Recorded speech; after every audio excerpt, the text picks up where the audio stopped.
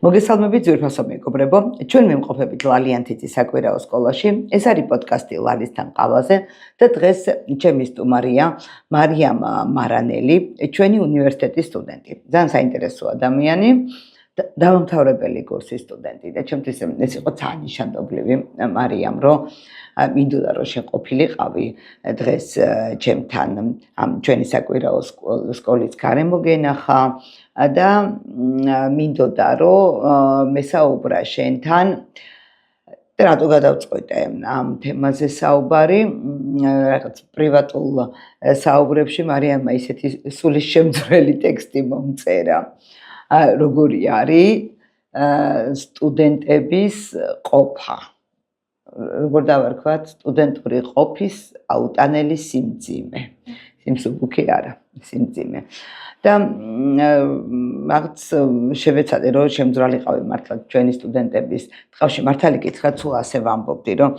აი ვერ ხედავდი ლოგიკას იმაში სტუდენტი ნაცვლად იმისა რომ ისწავლოს როცა სამსახურს იწყებს იმიტომ რომ ვუყურებდი რომ ფაქტობრივად მუშაობდნენ იმიტომ რომ ჩარჩენილი საგნების თანხა ეხადათ და აი ვერ ხედავდი ლოგიკურ კავშირებს და ლოგიკურ ბმას ამ ორ მოვლენას შორის და სულ ვიყავი წინააღმდეგი სტუდენტის მუშაობის ჯერ ისედაც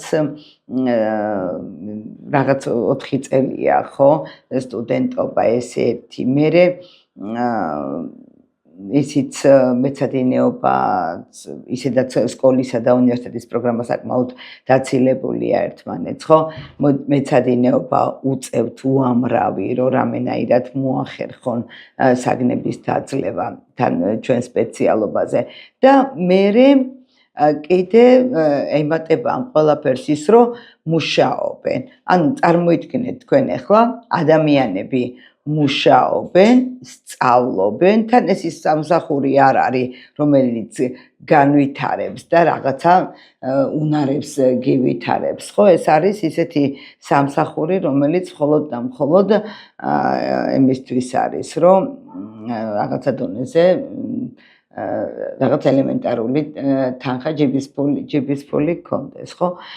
და ამ ყველაფერთან ერთად მოკლედ უნდა მოახერხო რომ აი სტუდენტური ცხოვრებაც შეირგო რომ ზადმე თუ წასვლა არის თუ რაღაცა რაშიც სტუდენტური ცხოვრება გამოიხატება მოკლედ მეგობრებთან ურთიერთობა ესეც მოახერხო მოკლედ საკმაოდ რთული ამბავია დღეს და ჩვენ ქვეყანაში არა მხოლოდ სტუდენტების ყოფა მე მგონი რა ვიცი ფაქტობრივად ადამიანს ვერ ნახავ რომელიც რაღაცა დონეზე ძალიან ისე ვთქვათ რა სიტყვა გამოვხსნა გაწვალებული ხო რაღაცა ფორმით გაწვალებულები ვართ იმიტომ რომ ჩვენ არ გვაქვს ისეთი ქვეყანა სადაც ადამიანები თავს ბედნიერად გრძნობენ და ბედნიერების ინდექსის კვლევამაც აჩვენა ეს ხო ბედნიერად ვერ გრძნობთ და იცი რა არის მაგრამ პირიქით მგონია ხანდახან რომ მაზოხისტიერი ვართ რაღაცა თვითგვემაში და თვითტანჯვაში უფრო პოვებთ სიამოვნებას თქო შორის ეს არ იყო ქართული სულისთვის ქართული ცნობიერებისთვის მახასიათებელი არანაირად ეს არის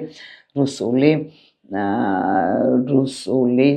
გავლენა აი საბჭოთა კავშირმა ეს მოგვახვია თავს რა რო არ ყოფილიყო დიდი რუსი ძმა და რო არ ყოფილიყო საბჭოთა კავშირი მაშინ საქართველოს საერთოდ აღარ იარსებებდა და გაქრებოდა და რომ თითქოს ჩვენ ვიყავით ტანჯვის მეტი არაფერი არ გვინახავს ამ დროს საოცარი სილაღეა ჩვენს საზოგადოებაში ხო თავისთავად ჩადებონე ხო არ ვიცი ახლა რა ცოტა ხანგრძლივის გამო მივიდა შესავალი, მაგრამ მე მგონი რაღაცა მომხაზეთ კონტურები, ხო, რომ საიდანაც შენ უნდა გააგრძელო, ხო, აი რა უნდა გააკეთოს დღეს სტუდენტმა, რომელიც ამდენი გამოწვევის წინაშე დგას. სწავლა, სტუდენტური ცხოვრება, სამსახური, თავის დამკვიდრება, რაღაცა უნარების გავითარება, რომ მე მომავალში გამოიყენო. მოკლედ არ არის თქვენი ცხოვრება მარტივი. მოგესალმებით, მადლობა მოწვევისთვის. ძალიან გამიხარდა რომ ყველაფრის ნაწილი ვარ. ვიტყოდი ასე რომ საზოგადოებას ზოგადად ძალიან რომანტიზირებული წარმოდგენა აქვს სტუდენტებზე, უნივერსიტეტზე და საერთოდ ცხოვრება გამზადებს თითქოს რაღაცა დიდისთვის, რისკენაც უნდა ისწრაფოდე. აი ეს მოლოდინები, ეს იდეალები, რომელსაც უნდა მიყვე, მაგრამ ბოლოს ეს ილუზია ეჯახება რეალობას, რომელიც საერთოდ არ არის ისეთი, როგორც წარმოგვედგინან, როგორც გვეგონა რომ იქნებოდა. ვიტყოდი იმას, რომ აქ მოსული ვარ არა მხოლოდ საკუთარი გამოცდილებით, არამედ ძალიან ბევრი ჩემი მეგობარი, ახლო ადამიანი და საერთოდ ზოგადად სტუდენტები, რომლებიც ვართ ამ მდგომარეობაში, ბევრი გავდივართ ამ გზას. საზოგადოებას ასე ვფიქრობ, რომ აქვს ძალიან დიდი წარმოდგენა სტუდენტებზე, რადგან თუ თქვათ სტუდენტი ხარ გამოცდები ჩააბარე, ან იქეთ მუშაობ და აი გამოცდების გარეთ გელოდება 8 საათიანი ცვლა და ამ ყველაფერს ასწრებ, ესე იგი ყველაფერი რიგზია შენ ცხოვრებაში, მაგრამ რეალურად ეს ასე არ არის ჩემი აზრით. აი იქიდან გამომდინარე, რომ ხშირად გაუფასურება ხდება საკუთარი შინაგანი მდგომარეობის. ანუ ბავშვები, ახალგაზრდები საერთოდ არ ვაქცევთ ყურადღებას დაღლას, ფსიქოლოგიურ მდგომარეობას, იმიტომ რომ არ გინდა მაგალითად გაუცრო იმედები უფროს ადამიანებს, რომლებიც შენგან მუდმივად რაღაცას ელიან. ასევე ვფიქრობ, რომ აი ეს იდეალები, რომელიც არის და რომლისკენაც თითქოს გვეგონა, რომ ვისწრაფვით და რაღაცა, ეს პირიქით რაღაცა იმეტვირთად იქცევა და მე ძალიან მომწონს ერთ-ერთი ფილოსოფოსი შოპენჰაუერი და რატომაც მომწონს მაგას ვიტყვი, იმიტომ რომ მიუხედავად იმისა, რომ მისი ფილოსოფია საერთო ჯამში პესიმისტურია, ვიტყოდი, რომ კავშირი აქვს, იმიტომ რომ სამაგეროდ ვოლუნტარისტულია, თვითონ ქმნის საკუთარ სამყაროს. კი, ესეა, უბრალოდ სამყაროში დაბადება, ადამიანად დაბადება არ არის სამყაროს შვენიერი კურთხევა, იმიტომ რომ ამას მოყვება ცალკე თავისუფლებას მოყვება პასუხისმგებლობა, რომლის აღებაც არ შეუძლია ბოლომდე ადამიანს. იმიტომ რომ რჩები მარტო, იკარგები, ცდილობ დაიმკვიდრო საკუთარი თავი, საკუთარი სახელი, მაგრამ ამხელა ქაოსში ეს ასე არ ხდება, მით უმეტეს თანამედროვე დროში, სადაც ყველაფერი არეულია ერთმანეთში, ძალიან დიდი ქაოსია, თუნდაც კულტურაში, თუნდაც მუსიკაში, ხელოვნებაში და ასე შემდეგ, ხვდებით? ამიტომ როგორ უნდა შეხვდეს სტუდენტი ამ გამოწვევებს? მე ვფიქრობ, რომ პირველ რიგში უნდა ისაუბროს საკუთარ თავთან და საკუთარ თავზე გაამახვილოს ყურადღება ამ შინაგან მდგომარეობაზე, იმიტომ რომ როცა იცი, რომ აი ეს სწავლა მაგალითად რა პროცესშიც ხარ, ან იქ სამსახური გშლის, განადგურებს. ანუ სწავლა არ უნდა განადგურებდეს, სწავლა უნდა გაშენებდეს და როცა ეს ასე არ ხდება, ესე იგი რაღაც არასწორად არის შენ ცხოვრებაში და თან ეგეთ არ გინდა ოჯახის წევრებს გაუცრო იმედები და აქეთ საზოგადოება გეუბნება ახალგაზრდა ხარ და აიტანა ამ ყველაფერს, მაგრამ ახალგაზრდობა რეალურად არ ნიშნავს ყველაფრის ამტანობის ვალდებულებას. ეს ასე არ არის ჩემი აზრით. ამიტომ რთულია. მაგრამ ახლა ნახე შე რა პრობლემებიც წამოაყენე და რა საკითხებიც დააყენე, ეს მარტო სტუდენტების ცხოვრება არ არის, ამ გზას გადის აბსოლუტურად ყველა ადამიანი დღეს, ხო, არა მხოლოდ სტუდენტი. კი, ერთ რაღაცაში მოყვები, რომ კი ყველა გავდივართ, მაგრამ ჩვენ ვართ ვალდებულები, რომ ახალგაზრდებს ისეთი ცხოვრება მოუწყოთ, რომ იმათ ცხოვრება ტანჯვად არ ეკცეთ. ხო, მაგიტო შრომობენ თქვენი მშობლები, მაგიტო შრომობთ ჩვენც. თქვათ პროფესორები, რომ სტუდენტს რაღაცა ტიპის სილაღე კონდეს, რაღაცა ტიპის განვითარებას მიაღწიოს ის, რომ თქვათ ამ ყველაფერში თანხას იხდის, რომ ეს მის მიერ გადახდილი თანხა რაციონალურად იქნეს გამოყენებული, ხო? და ყოველ შემთხვევაში ეს მცდელობა არის ხოლმე, ხო? პროფესორების მხრიდან, მაგრამ ეხლა როგორ ფიქრობ, რა უნდა გააკეთოს დღევანდელმა ახალგაზრდამ და რა არის ამ ყველაფრის მიზეზები? ახლა შენ ისე წარმოადგინე, ხო? რაღაც ეგზისტენციალურ ჭრილში გაიტანი ახლა ეს თქვენი ყოფიერება, რომ მართალი გითხრათ, აი მაშინაც როცა პირველად გესაუბრე და წუხელაც როცა მომწერე, ხო? ის თუ რა თემაზე გვინდოდა რომ გვესაუბრა, იმ მთელი დღე რაღაცა ფონად მომყვებოდა ეს შენი ემოცია და შენი განწყობა. და როგორ ფიქრობ, აი რა უნდა გააკეთოს საზოგადოებამ, რა უნდა გავაკეთოთ ჩვენ, უფროსმა თაობამ, რა ვიცი თუნდაც სახელმწიფომ, უпроსტად სახელმწიფომ ალბათ რა არ უნდა გააკეთოს. სახელმწიფომ უნდა დაგვანებოს თავი, ხო? ეს არის ყველაზე კარგი გამოსავალი. აი რა უნდა ხდებოდეს თქვენ გარშემო, რომ თქვენ ჩათვალოთ ნორმალურად თქვენი ცხოვრება და არ გქონდეს აი რაღაცა ეგეთი დრამატული ქვეფიქრები. ძალიან კარგი კითხვა. ვიტყვი აი სახელმწიფოს რადგან შევხედ ვიტყოდი რომ შორს პირიქით არ უნდა იყოს, იმიტომ რომ და ცალკე საზოგადოება რა უნდა მოყვებოდეს იმაში, რომ ხშირად ხდებოდეს აღიარება იმისა, რომ არ არის მარტივი ჩვენს ქვეყანაში საკუთარი თავის დამკვიდრება, არ არის მარტივი ზოგადად ყველაფერს გამოაბა თავი, რომ ერთდროულად იყო სწავლაში ჩართული სამსახურშიც მით უმეტეს მუშაობდა იმ სამსახურში, რომელსაც არანაირი საერთო არ აქვს შენს მიზნებთან, შენს მომავალთან და მით უფრო არც პროფესიასთან. დიახ, იმიტომ რომ ძალიან ბევრი სტუდენტი მინახავს, რომელიც ამბობს, რომ აი კი ვსწავლობ, მაგრამ ამ პროფესიას არ გავყვები, იმიტომ რომ თვითონ ქვეყანაც არ გიწყობს ხელს ამაში. ფიქრობ საზოგადოებისგან საჭირო. აბა რა, მოიცადეთ თვითონ, სანამ მაგაზე გადახვალ, აბა რატო სწავლობენ? ბრწელი უნდათ ხო დიპლომი? აი, ეგ არის პრობლემა, რომ უნივერსიტეტი თითქოს გასწავლის, იყავი საუკეთესო, მაგრამ არ გიხსნის როგორ მიხვიდე ამ ყველაფრებამდე, ანუ ეს ფსიქოლოგიური მდგომარეობა, ეს დრო, ეს ფულთან როცა გაქვს პრობლემა და ასე შემდეგ, ეს ყველაფერი რაღაც ფონად რჩება და თითქოს შენი პრობლემაა და ამაზე არ ხდება, ანუ ჩვენს პრობლემებზე არ ხდება გამახვილება ყურადღების გამახვილება და იმიტომ სწავლობენ, რომ უნივერსიტეტი გადაიქცა რაღაც ქულებად, ვადებად, ეს დიპლომად, კონკურენტად აქვამენ. აი იქ რო დაჯდები მეორე სტუდენტთან და ეტყვი, რომ გამოცდაზე გასვლა მეშინია, ვთქვათ, ნერვიულობ და ის დაგიწყებს აქეთ საუბარს, რომ მეც ნერვიულობ, არა უშავს, არ მიაქციო ყურადღება, ან არ ხდება ყურადღების გამახვილება შენ შინაგან მდგომარეობაზე. ისევ აქ მივდივარ, იმიტომ რომ არავინ გეკითხება როგორ ხარ. აი საზოგადოება არ გეკითხება როგორ ხარ, როგორ გრძნობ თავს. მაგის გამო უარს ვამბობთ აი დაღლილობაზე, ამ სევდაზე, ამ ღამე გათენებულ ტყუილად ნაცვალებ დროზე ხდებით? ეგ არის ხო, ესე იგი გაუცხოების განცდა გაქვთ, ეს არის სოციუმის ბრალი.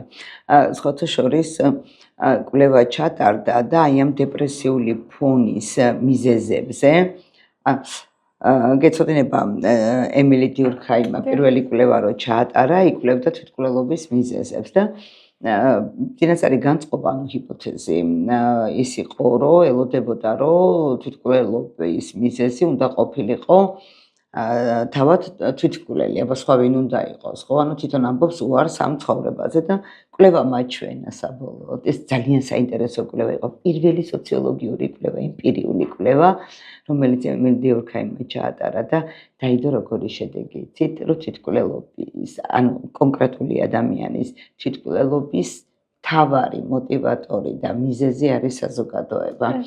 ხო და ეს ჩემთვის ძალიან საინტერესო იყო, ალბათ თვითონ დიურქჰაიმისთვისაც, იმიტომ რომ წარმოიდგინეთ, რომ მისი მოლოდინებისგან აბსოლუტურად განსხვავებულ შედეგი რომ მიიღო და ზუსტად ეს არის საინტერესო მისი მეცნიერული პატიოსნების, ხო, რომ იმას კი არ შეეცადა, როგორც დღეს აკეთებენ სოციოლოგიურ კვლევებს ზოგიერთი სტრუქტურა.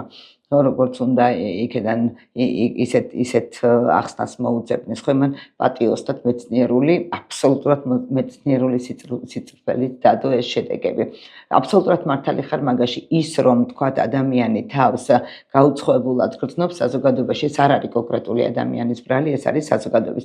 არადა ყველაზე საინტერესო ის არის, რომ ჩვენ საკუთარ თავს მოვიაზრებთ ისეთ საზოგადოებად, ისეთ სოციუმად, რომელსაც შეუძლია ეს გვერდით დგომა, მეგობრის საჭირის გაზიარება, ხანდახან არის, რომ აი სულ ფიქრობდი წინათაობის ადამიანებს რაღაცერად აი არ იყო ფსიქოლოგთან ურთიერთობის კულტურა და ხშირად მიფიქრია მაგაზე და ჩემეული ახსნაც მქონდა, რომ ამას მეგობარი აკეთებს, ფსიქოთერაპევტის ფუნქციას მეგობარი ასრულებს იდეაში, ხო? და რაღაცერად ესეც დაიკარგა და შეიძლება ასეთი მეგობარი, რომ ვისთანაც რაღაცა, შეიძლება რაღაცა სისულელეების ლაპარაკი მოგიდეს, რაღაცა წვრილმანების, თქოთ იმან როგორ შემოიხედა იქ რაღაცა მაგიდის ისე არასწორად იდო და რა ვიცი ამაზე შეიძლება იცინოთ, ხო? აი რაღაცა ასეთი მეგობრობა იკარგება თითქოს, ხო? ხო. მოსმენს ხო, რატო არ უსმენთ ერთმანეთს? როგორ ფიქრობ? ფიქრობ, იმიტომ რომ იმდენად გაწვება სამყარო, ეს ვალდებულებები, რაღაცა იდეალები, ოცნებები, სურვილები, რომელიც თითქოს ანუ მარტივად მისაღწევია, მაგრამ რეალურად ეს ასე არ არის, რომ იკარგები ამ ქაოსში და მხოლოდ შენი პრობლემის გარშემო ხარ. იმიტომ რომ მე რომ მეგობრებთან ერთად ვთქვათ, მინდა გასვლა ან ასე შემდეგ, ვიცი რომ უნდა მოусმინო მასაც, ხვდებით?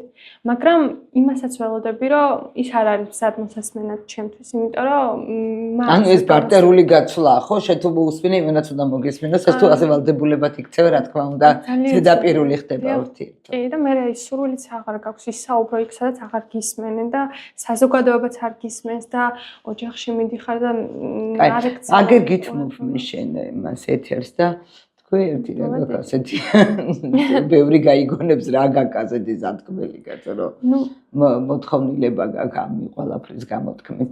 მე ჩემთვის იცი როგორ გიგებ ახლა რასაც წაყო ხანდახან ეს პოდკასტიც ამიტომ მოვიგონე რომ რაღაცა ტიპის ის ყოფილიყო რა რაღაცა შინაგანი დუხილის განეიტრალება თითქოს რომ რაღაცა დუხარ და უცებ რაღაცა რომ გამოიტანოს ხო იცი რომ სხვა ადამიანი გისმენს სხვა გიყურებს რა ვიცი შეიძლება მოეწონა არ მოეწონა მაგაზე არ არის საუბარი მაგრამ შეიძლება დაფიქრდეს ხო რა უნდა ამ ხალხს რაც ლაპარაკობს ხო ეს ძალიან დიდი ეს არის ჩემთვის რაღაცა мотиваციის მომცემი ან ვიცლები ამ გადაცემების დროს და მინდა რომ რაღაც ამის საშუალება შენც მოგცე.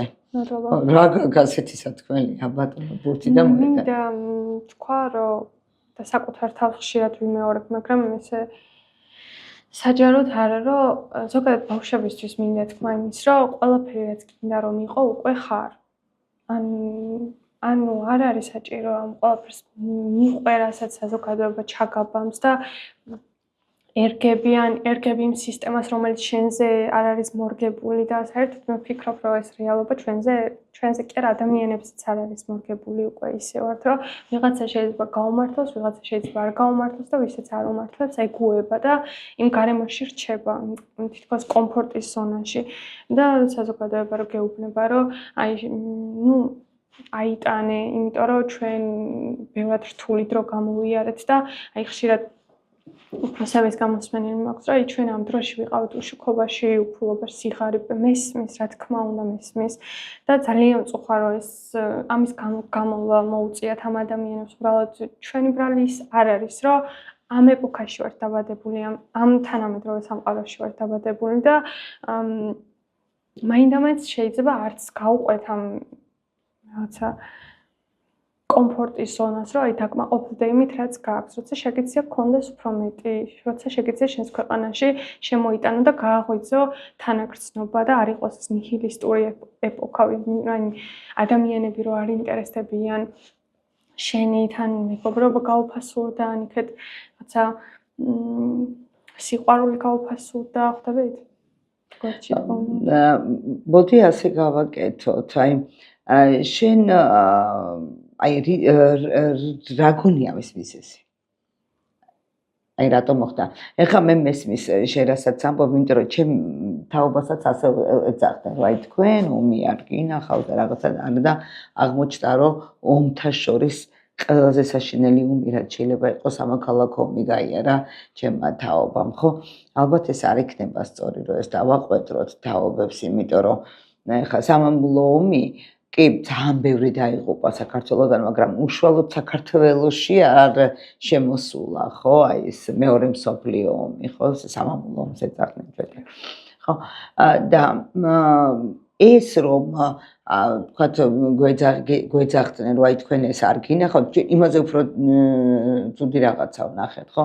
და არ გისურვებთ თქვენ, რომ ამ რაღაცაში ყოფნას, იმიტომ რომ არ არის ეს არანაირად არ არის სწორი და არც უნდა იყოს, რომ თქვენ ეს ნახოთ, მაგრამ მოდი ახლა ასე ვთქვათ, რა უნდა იყოს ის რაღაცა სუბსტანცია, ის მთავარი, რაზეც ადამიანების ურთიერთობა უნდა დაფუძნდეს.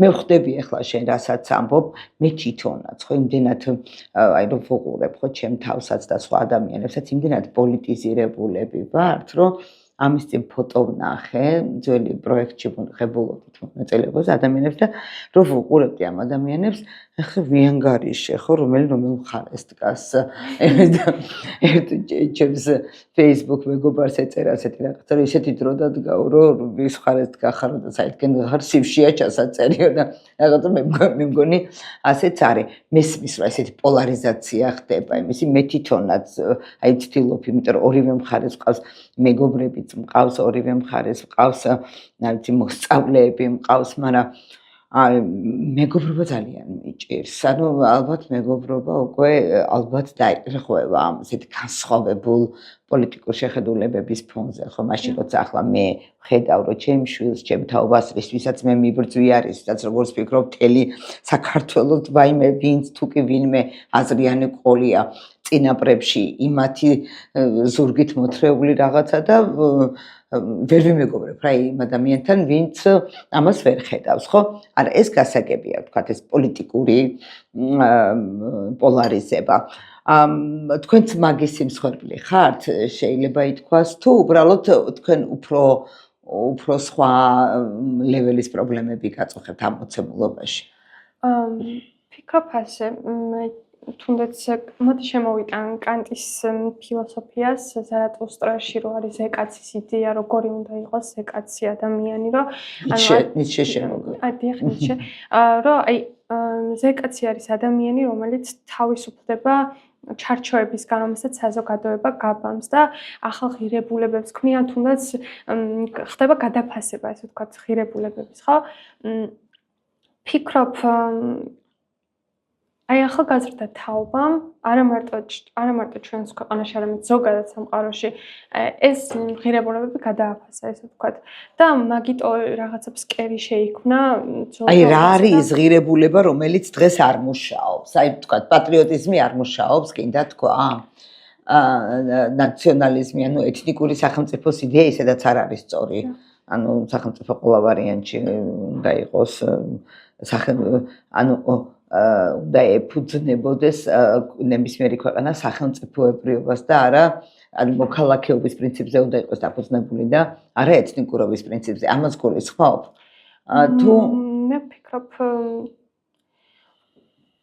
იცით რა მგონია რომ თავისუფალი აზროვნება აკლია ძალიან ბევრ ადამიანს. ანუ გაუგებრობა თაობებს შორის მხოლოდ იმიტომ, რომ ერთმანეთს არ უსმენთ. ერთმანეთის გაგება გვიჭირს, იმიტომ რომ არ ვსაუბრობთ ზოგადად. ან რაღაცას მე ვიტყვი, ჩემზე უფრო სიტყვის ეს ის არის.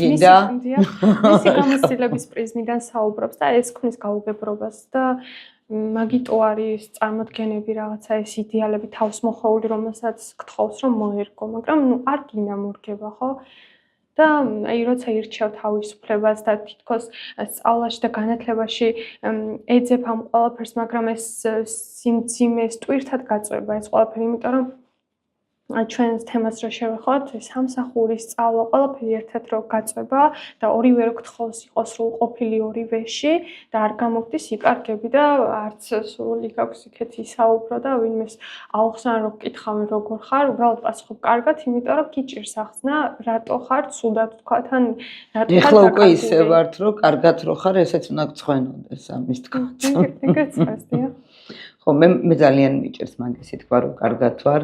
იმის თქმა რომ მე ვარ ბედნიერი დედა რომ ჩემი შვილი ზალში მყავს და ჯიტის რძი არ აკლია მაშინ როცა ძალიან კაი ბავშვები და ძალიან კარგი ადამიანების ძალიან კარგი შვილები შეიძლება ციხეში იყოს ხო ეს ძალიან რთულია და ძალიან თულად შესაძლებელია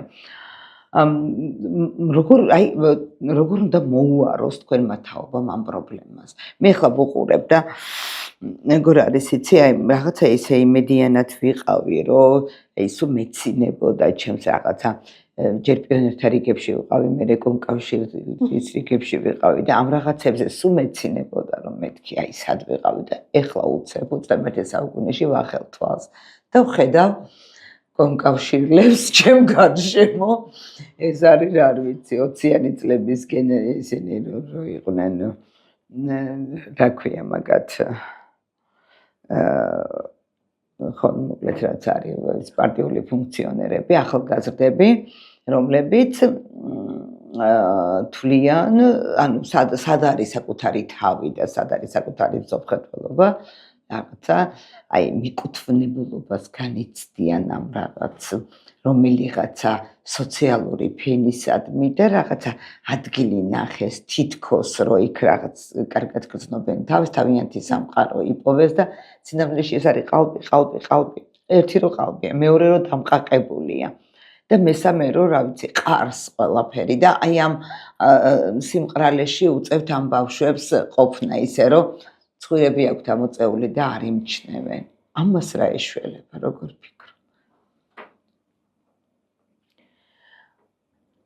ფიქრობ რომ თვითონ ახალგაზრდებში ბარიერი არსებობს აი თქვენ რომ ახსენეთ რაღაცა კონკრეტულ სოციალურ ფენას მიაკუთვნებენ საკუთარ თავს რატო? იმიტომ რომ როცა იმის ფონზე როცა უყურებთ რომ მაგალითად ვიღაცას უმართლებს მხოლოდ იმიტომ რომ მდიდარი მშობლები ყავს ან ვიღაცას საერთოდ არ ყავს მშობლები და აი ხო არის თითქოს რომ სწავლის საშუალება ყველას აქვს მაგრამ ყველას არ აქვს გაყვეს ამ სწავლის ნუ ესე ვთქვათ პროფესიას და არ აქვს საშუალება გამოიყენოს, შესაძლებლობა არ აქვს. ისევ თანხებთან მივდივართ, იმიტომ რომ თან მეცნიერების გამოყენების ადგილი არ არის ქვეყანაში, არაფერი არ აბსოლუტურად პარაზიტიერი, რა ვიცი, ასანცაც არაფერი არ აქვს ჩვენ, არაფერს არ ვაწარმოებთ. არა. ამიტომ მგონია რომ საჭიროა შეიქმნას თუნდაც ფსიქოლოგიური ცენტრები, ფინანსური ცენტრები, რომლებშიც შეგიძლია იპოვო რაღაცა თანაგრძნობა და არ იყოს ეს ნიჰილისტური დამოკიდებულება. ახალგაზრდებს აკლია ტოლერანტობა ერთმანეთისადმი. ცენტრები არ უშველის მარიამ მაგას შენ ჭკვიანი გოგო ხარ. ეს არის მთლიანი კულტურის მოცემულობა, რაშიც თქვენი ხარშებით, რომელიც ცენტრი გადაწონის ამას, როცა ადამიანი რეალიზდება იმაში, რაშიც რეალიზდება ეს ხომ ისი ბუნებრივ გარემოთ იქცევა. გამოდის ბრბოს ნაწილად ვიქცევით მაინც. ანუ ამას ვერ გავაკეთებ. ინდივიდუალიზმი იკარგება, აი ეს რაღაცა როგორი მშვენიერია, ხო? დამოუკიდებელი თავისუფლად, ცოცხლად მოაზროვნე ადამიანი. თუ გახსოვთ ხშირად გეუბნებით ლოგიკის ლექციაზე, ლოგიკის ლექციაზე ყველაზე ლამაზები ხართ, რაღაც ერთი აზრი რომ გაკრთება თვალებში, ის უკვე ადამიანს მშვენიერს ხდის და წარმოიდგინეთ, როგორი ეს ზომბივით, დაზომბებული თვალებით მექანიკურად მოდიან ლექციაზე. მეც როცა ლექტორი ვარ, ხო მეც მჭირდება კავშირი, მე არ მივეკუთვნები იმ ლექტორთან რიგს, რომ რაღაცა წაიკითხე, რაღაცა თქვი და გაიარე წადი, ხო მჭირდება სულ კავშირს ვეწებ. აუდიტორიაში თვალებს ვეწებ და რაღაცა ძალიან ადრე, რა ვიცი, შეიძლება შენზე პატარაც ვიყავი. წაკითხული მაქვს კამიოს მოთხრობა არც სათაური მახსოვს, არც მახსოვს თვალით, რა თან რუსული ტექსტი იყო მაშინ, არ იყო ქართულად თარგმნილი და არა, ახლაც არ ვიცი არის თუ არა თარგმნილი. ასეთი სიუჟეტი არის, რომ ადამიანი ჩადის, მეცნიერი ჩადის რომელიღაცა ქალაქში, აეროპორტში, რომ უნდა გამოვიდეს კონფერენციაზე სიტყვით და რო ჩავიდა აეროპორტში, ხედავს, რომ ყველას ძინავს, ხალხი მიდის და ძინავს ყველას. არ მახსოვს, როგორ არ მახსოვს, სადღაც მე დაგუგლე, ან ხელოვნური ინტელექტს კითხე ან რაღაცა და მოიწია ძალიან საინტერესო მოთხრობა. ჯდება ტაქსიში და ტაქსის მძღოლს უყურებს, მიყავს მანქანა, მაგრამ ძინავს. ყველას ძინავს გარშემო. ეს იყურება აქეთ-იქით, შევიდა დარბაზში, ეს მთელი ის არის რაღაცა დარგი სპეციალისტები, სოლიდურად ჩაცულები და ძინავს, ყველას ძინავს. უცებ ხედავს, რომ დარბაზის ბოლოს ერთი ის ქალი დგას და იმ ქალს ხვიცავს. ამან დაინახა, რომ იმას ხვიცავს და იმანაც დაინახა, რომ ამას ხვიცავს და მიდიან ერთმანეთისკენ რაღაცა გაისაუბრებენ ის, რომ ძალიან არ უნდათ რომ სხვების ყურადღება მიიქციონ. ეს ქალი ეუბნება, რომ ხო ხედავ როგორ არიანო და აზრი არა აქვს, რა ვერაფერს ვერ უშველიო, ვერც გაიხვიცებენ, ასეთები არიან და ასე დადიანო. და ნუ ახლა საუბრობენ და ამანაც მიიღო ეს გადაწყვეტილება ხა მართლა რა უნდა ქნახა, ძინავს ახლა და ესაა მათი მოცემულობა და მათი ყოფიერების ფორმა. და მოვიდა მისი იქ ვიღაცები გამოდიან სიტყვით რაღაცა ლაპარაკობენ ისე, მაგრამ დაძინებულები. გამოდის ახლა ეს ადამიანი პერსონაჟი ვინც არის გამიუსი და დგება კათედრასთან და უნდა რომ თავისი სიტყვა მანაც დაიწყოს, მაგრამ ხედავს რომ ყველას ძინავს და ერთადერთი რასაც ამბობს ყვირის ბოლო ხმაზე რომ გაიღვიძეთ. მედია რომ ეს ისეთი იყო ჩემთვის რაღაცა ძალიან შემძვრელი რომ აი როდესაც არის მართლა 1-2 გამოღვიძებული ადამიანი, რა ვიცი, ილია ჭავჭავაძეს ეღვიძა, რა ვიცი, შენ გვიძავს მგონია ვიღაცებს ღვიძავთ და ხედავ რომ აი ამ ზომბებში ეს სუფთა ნათელი ადამიანები როგორ შეიძლება ესეთი, მაგრამ არ იკარგება, მაინც არ იკარგება ეს რეაქცია. ბრილიანტის პატარა, მაგრამ ხო ბრწყინავს არა. მოდი ასე პოზიტიურად შევხედოთ. ვიღაცა დაინახავს შენს ბრწყინვალებას, ვიღაცები შენიშნავენ და ეს ბრწყინვალება იქნება ის რაღაცა ჯილდო შენი აზროვნებისთვის, ხო? ყველაზე ლამაზი მართლაც ადამიანი მაშინაა, როცა აზროვნებს. არ ვიცი ხა მე რამდენად მოგეცი შენი მისაშვალება რომ რაღაცა კეთქვა.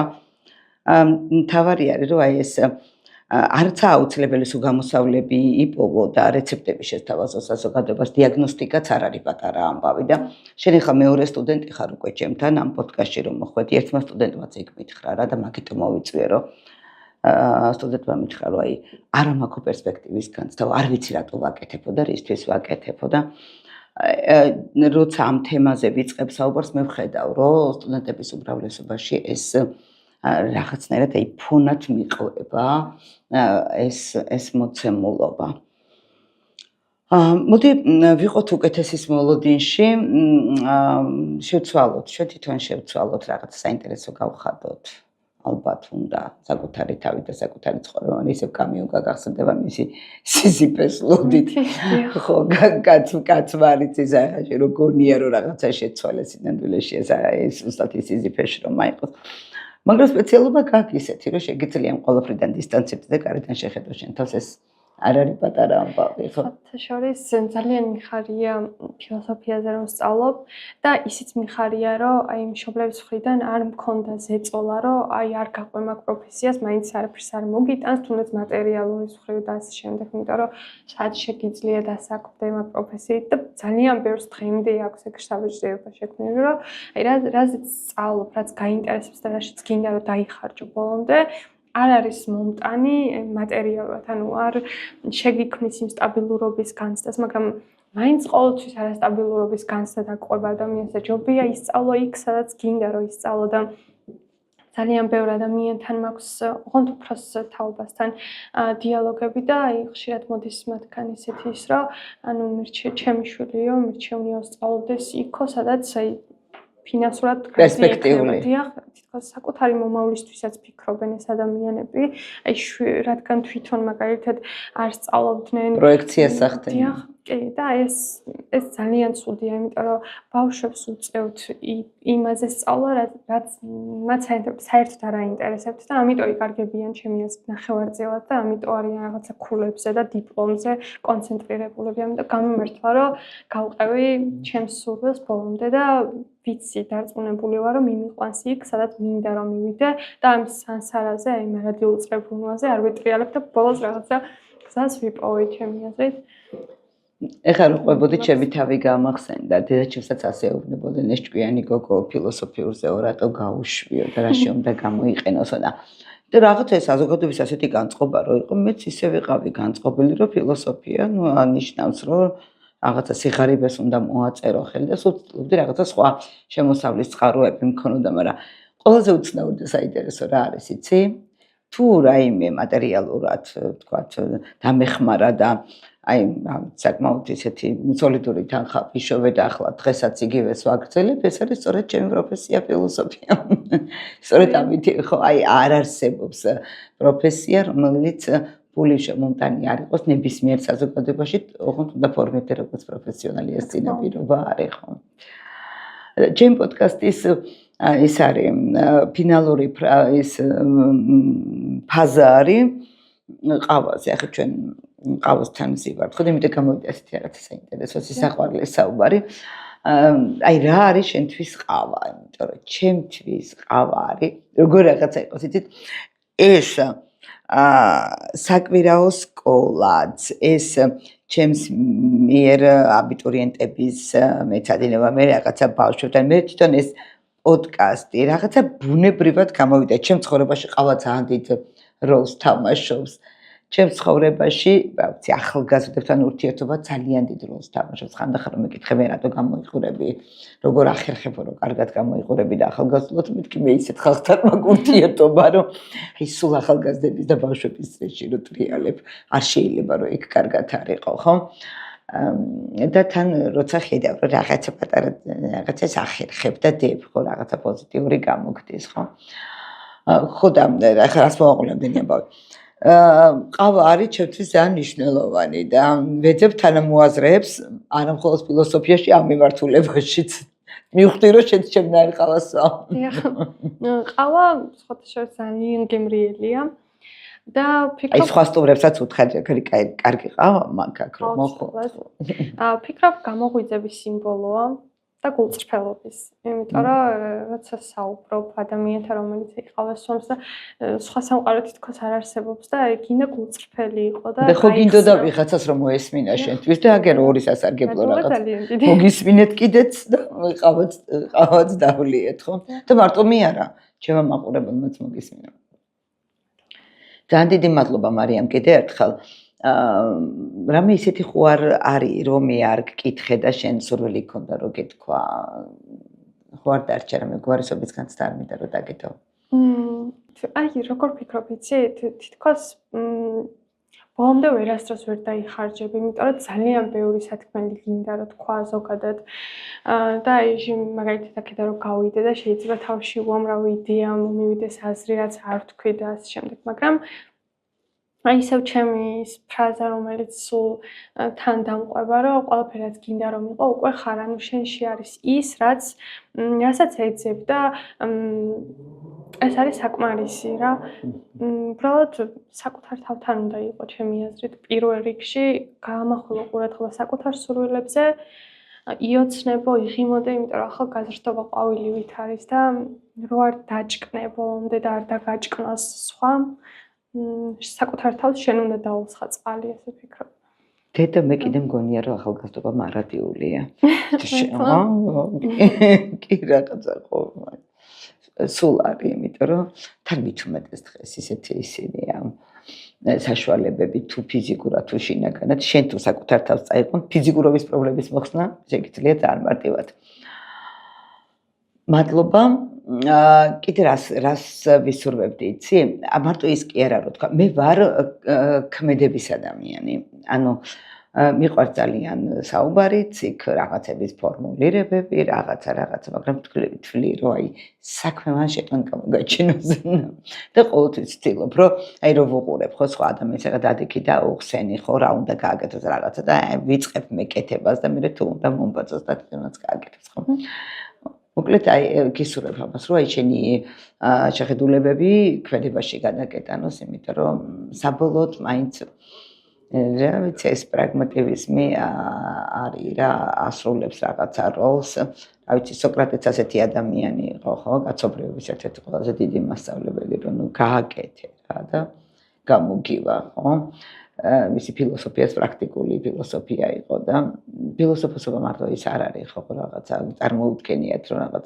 აღტკინებული თვალებით ცეცაში უნდა იყურებოდეს ხო ფილოსოფოსობა ნიშნავს ყველაზე აი რეალისტურად სამყაროს ხედავს და ყველაზე მყარად დგომას მიწაზე და ეს სოკრატემ გააკეთა პირველად და მინდა რომ იყო ფილოსოფოსი იმიტომ რომ ფილოსოფოსობა ყველაზე პრაქტიკულობას ნიშნავს მადლობა დიდი მადლობა შენ მოსვლისთვის მე მგონია რომ ისეთი ადამიანებს ზრდით ჩვენ სპეციალობაზე რომ ფილოსოფიის სპეციალობაზე ძალიან ბევრი სტუდენტი ჩააბარებს